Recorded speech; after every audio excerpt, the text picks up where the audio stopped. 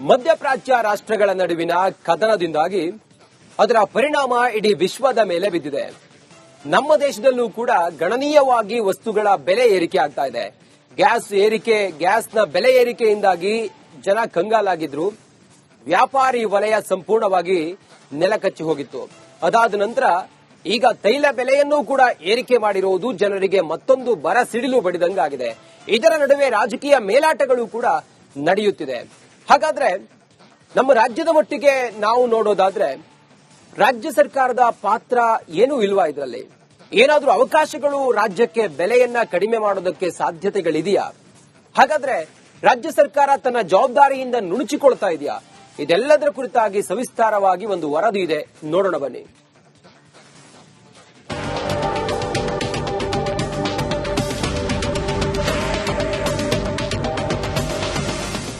ಮೇ 15ರಂದು ಸರ್ಕಾರಿ ಸ್ವಾಮ್ಯದ ತೈಲೋತ್ಪನ್ನಗಳ ಮಾರಾಟ ಕಂಪನಿಗಳು ಪೆಟ್ರೋಲ್, ಡೀಸೆಲ್ ದರಗಳನ್ನು ಪ್ರತಿ ಲೀಟರ್ಗೆ ತಲಾ ₹3 ಹೆಚ್ಚಳ ಮಾಡಿದ್ದವು. ಇದಾಗಿ 4 ದಿನಗಳಲ್ಲಿ ಮತ್ತೊಮ್ಮೆ ಪ್ರತಿ ಲೀಟರ್ ಪೆಟ್ರೋಲ್, ಡೀಸೆಲ್ 90 ಪೈಸೆ ಹೆಚ್ಚಳವಾಗಿದೆ. ಸರ್ಕಾರಿ ಸ್ವಾಮ್ಯದ ತೈಲೋತ್ಪನ್ನಗಳ ಮಾರಾಟ ಕಂಪನಿಗಳ ನಷ್ಟ ಭರಿಸಲು ದರ ಏರಿಕೆ ಆಗಿದೆ.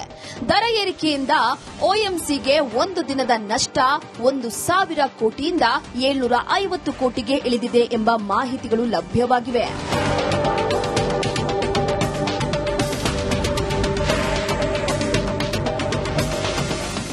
ತೈಲ ಕಂಪನಿಗಳು ದರ ಏರಿಸಿದ್ರೂ ಸರ್ಕಾರಗಳು ಸಾರ್ವಜನಿಕರ ಹೊರೆ ಇಳಿಸಲು ಅವಕಾಶವಿದೆ. ಯಾಕೆಂದರೆ ಇಂದಿನ ದರಗಳನ್ನು ಮುಕ್ತ ಮಾರುಕಟ್ಟೆ ನೀತಿಯ ಅಡಿ ತೈಲ ಕಂಪನಿಗಳಿಗೆ ನಿರ್ಧರಿಸುತ್ತವೆ. ಆದರೆ ಇದರ ಮೇಲಿನ ತೆರಿಗೆಗಳ ನಿಯಂತ್ರಣ ಕೇಂದ್ರ ಮತ್ತು ರಾಜ್ಯ ಸರ್ಕಾರಗಳು ಹೊಂದಿರುತ್ತವೆ. ಕೇಂದ್ರ ಸರ್ಕಾರದ ಅಬಕಾರಿ ಸುಂಕ ಮತ್ತು ರಾಜ್ಯ ಮಾರಾಟ ತೆರಿಗೆ ಇಳಿಸಿದ್ರೆ ಜನರ ಹೊರೆ ಇಳಿಸಬಹುದು ಎಂಬ ಅಭಿಪ್ರಾಯಗಳಿವೆ. ಈ ಬಗ್ಗೆ ಸಿಎಂ ಸಿದ್ದರಾಮಯ್ಯನವರನ್ನ ಕೇಳಿದ್ರೆ ತೆರಿಗೆ ಕಡಿಮೆ ಮಾಡುವುದಿಲ್ಲ ಎಂದು ಖಡಾಖಂಡಿತವಾಗಿ ಹೇಳಿದ್ದಾರೆ.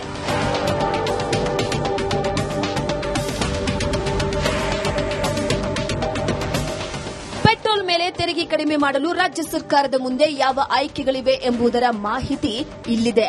ಬೆಲೆ ಏರಿಕೆ ತಪ್ಪಿಸಲು ಕೇಂದ್ರ ಸರ್ಕಾರ ಪೆಟ್ರೋಲ್, ಡೀಸೆಲ್ ಮೇಲಿನ ಅಬಕಾರಿ ಸುಂಕವನ್ನು ತಲಾ ₹10 ಕಡಿಮೆ ಮಾಡಿದೆ.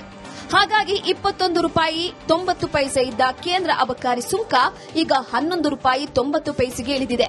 ಡೀಸೆಲ್ ಮೇಲಿದ್ದ ₹17.80 ಕೇಂದ್ರ ಅಬಕಾರಿ ಸುಂಕ ₹7.80 ಇಳಿದಿದೆ. ಇಂತಹದ್ದೇ ಅವಕಾಶ ರಾಜ್ಯ ಸರ್ಕಾರದ ಮುಂದೆಯೂ ಇದೆ.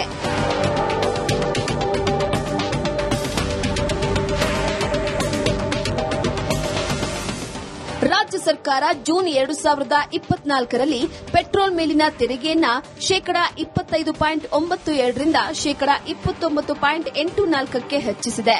ಇದರಿಂದ ಪ್ರತಿ ಲೀಟರ್ ಪೆಟ್ರೋಲ್ಗೆ ₹3 ಹೆಚ್ಚಳ ಆಗಿತ್ತು. ಡೀಸೆಲ್ ಮೇಲಿನ ತೆರಿಗೆಯನ್ನ %14.34ರಿಂದ $18.44ಕ್ಕೆ ಹೆಚ್ಚಿಸಲಾಯಿತು.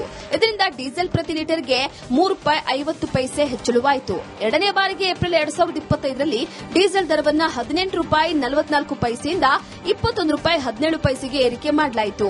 ಇದರಿಂದ ಪ್ರತಿ ಲೀಟರ್ ಡೀಸೆಲ್ ₹2 ಹೆಚ್ಚಳವಾಯಿತು. ಅನಾಯಾಸವಾಗಿ ರಾಜ್ಯದ ಬೊಕ್ಕಸಕ್ಕೆ ಆದಾಯ. ಖಜಾನೆಗೆ ಬರ್ತಿರೋದೆಷ್ಟು? 1,000 ಕೋಟಿ. ತೈಲ ಕಂಪನಿಗಳು ಪೆಟ್ರೋಲ್, ಡೀಸೆಲ್ ಮೂಲ ಬೆಲೆ ಹೆಚ್ಚಿಸುವ ಮುನ್ನ ರಾಜ್ಯದಲ್ಲಿ 1 ಲೀಟರ್ ಪೆಟ್ರೋಲ್ಗೆ ₹102.92, ಡೀಸೆಲ್ಗೆ ₹90.99 ಇತ್ತು. ಇದರಿಂದ ಕರ್ನಾಟಕ ಮಾರಾಟ ತೆರಿಗೆ ಸ್ವರೂಪದಲ್ಲಿ ಸರ್ಕಾರದ ಬೊಕ್ಕಸಕ್ಕೆ ಪ್ರತಿ ವರ್ಷ ₹27,099 ಕೋಟಿ 54 ಲಕ್ಷ ಆದಾಯ ಬರ್ತಾ ಇತ್ತು. ಜಾಗತಿಕ ಮಾರುಕಟ್ಟೆಯಲ್ಲಿ ಕಚ್ಚಾ ತೈಲದ ಬೆಲೆ ಏರಿಕೆಯಾಗಿದ್ದರಿಂದ ತೈಲೋತ್ಪನ್ನ ಕಂಪನಿಗಳು ತಮ್ಮ ಮೂಲ ದರ ಹೆಚ್ಚಿಸಿವೆ. ಪೆಟ್ರೋಲ್ ಮತ್ತು ಡೀಸೆಲ್ ಕ್ರಮವಾಗಿ ₹3.27 ಮತ್ತು ₹3.12 ಏರಿಕೆಯಾಗಿದೆ. ಪ್ರಸ್ತುತ ಪೆಟ್ರೋಲ್ಗೆ ₹106.17 ಹಾಗೂ ಡೀಸೆಲ್ಗೆ ₹95.04 ಏರಿಕೆಯಾಗಿದೆ. ಇದರಿಂದ ರಾಜ್ಯ ಸರ್ಕಾರದ ಆದಾಯ ಸಹಜವಾಗಿಯೇ ಹೆಚ್ಚಾಗಿದೆ. ವಿಶ್ವದ ಬಹುತೇಕ ರಾಷ್ಟ್ರಗಳಿಗೆ ಹೋಲಿಸ್ಕೊಂಡ್ರೆ ನಮ್ಮ ದೇಶದಲ್ಲಿ ಇವತ್ತಿಗೂ ತೈಲ ಬೆಲೆ ಬಹಳ ಕಡಿಮೆನೇ ಇದೆ. ಅಮೆರಿಕಾದಲ್ಲಿ ಹೋಲಿಸ್ಕೊಂಡ್ರೆ ಅಲ್ಲಿ %50 ಏರಿಕೆ ಆಗಿದೆ. ಹಾಗೆ ನೋಡಿದ್ರೆ ನಮ್ಮ ಏರಿಕೆ 3-4% ಮಾತ್ರ ಇದೆ.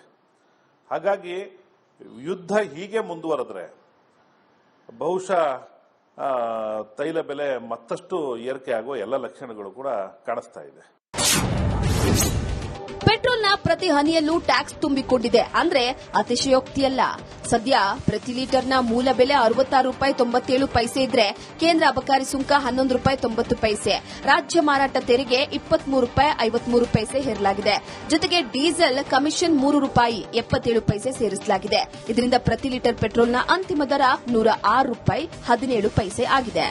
ಇದೇ ರೀತಿ ಡೀಸೆಲ್ ಕೂಡ ಇದೇ ರೀತಿ ತೆರಿಗೆ ಹೊರೆ ಹೊತ್ತಿದೆ. ಡೀಸೆಲ್ನ ಮೂಲ ಬೆಲೆ ₹67.58 ಇದೆ. ಅದಕ್ಕೆ ಕೇಂದ್ರ ಸುಂಕ ₹7.80 ಸೇರಿಕೊಳ್ಳುತ್ತದೆ. ಇನ್ನು ರಾಜ್ಯ ಮಾರಾಟ ತೆರಿಗೆ ₹15.95 ಹಾಗೂ ಡೀಸೆಲ್ ಕಮಿಷನ್ ₹2.77 ಮೂಲ ದರದಲ್ಲಿ ವಿಲೀನವಾಗುತ್ತದೆ. ಹಾಗಾಗಿ ಅಂತಿಮವಾಗಿ ಒಟ್ಟು ಚಿಲ್ಲರೆ ಮಾರಾಟ ದರ ಪ್ರತಿ ಲೀಟರ್ಗೆ ₹95.04 ಆಗುತ್ತದೆ.